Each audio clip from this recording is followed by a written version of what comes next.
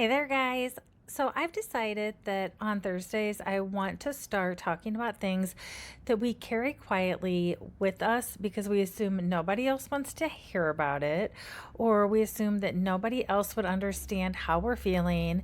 And I think a lot of us hide so much of what we're going through because we don't want to appear weak or like we can't handle it. But most of the time, we aren't the only ones going through something or feeling something or wanting to share really how we feel, and but thinking that no one would understand. So I think a lot of times we're just waiting for someone else to say something first so we can open up to them. So, today, for my first Thursday talk, I want to share something that I had originally planned to talk about a few days ago, which would have been on Sunday, because Sunday marked 3 years since the morning I found out my husband was having an affair.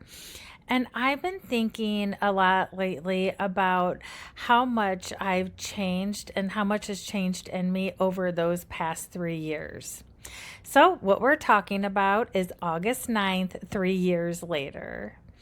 So, 3 years ago on Sunday, my life was forever changed. I can still remember that morning clear as day. I can remember where I was sitting.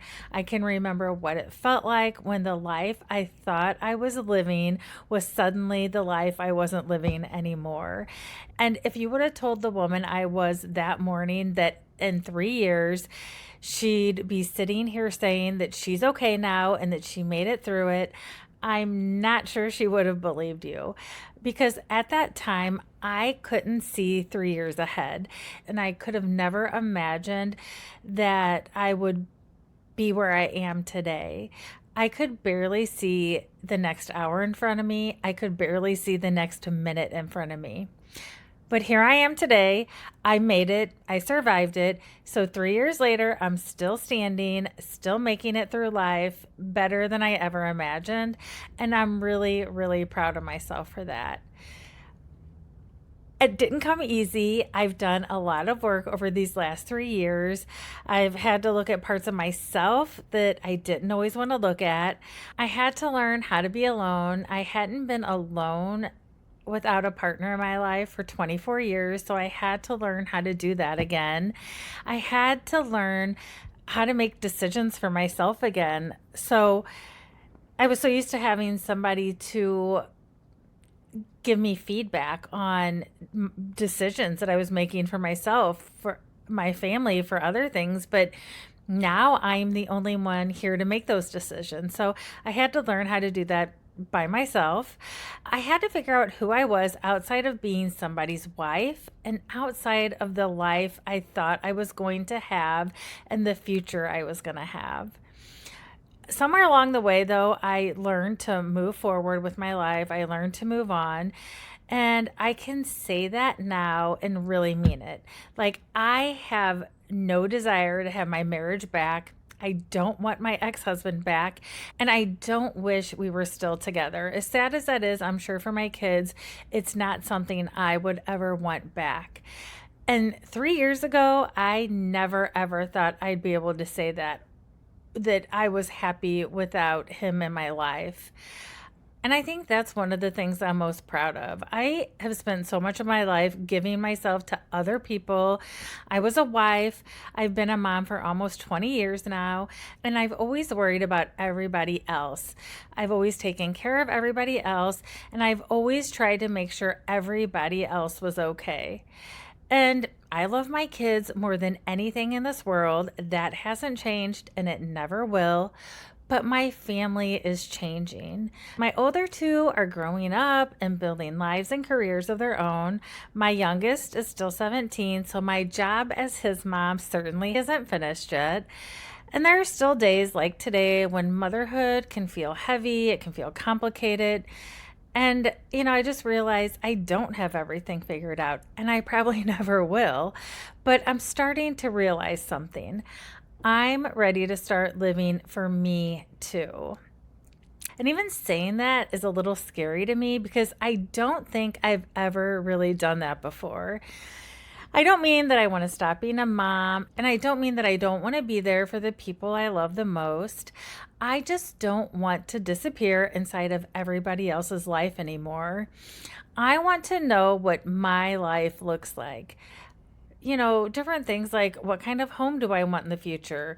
What do I want my days to look like? Or what do I want my days to feel like? What do I want to create? Where do I want my life to go in the future? What makes me happy? What happens when maybe for the first time in my adult life, I don't build my life around what everybody else needs from me? And I know I don't have all the answers yet, and maybe that's what is a little exciting about it. Because 3 years ago today, I thought my life was completely over. I thought everything I had ever known had been taken away from me, and I didn't know how to live without it. But sitting here 3 years later, I can see that that wasn't the end of my life like I thought it was. I was at the beginning of a life I hadn't met yet. And getting there hasn't been easy. Healing hasn't happened in a straight line.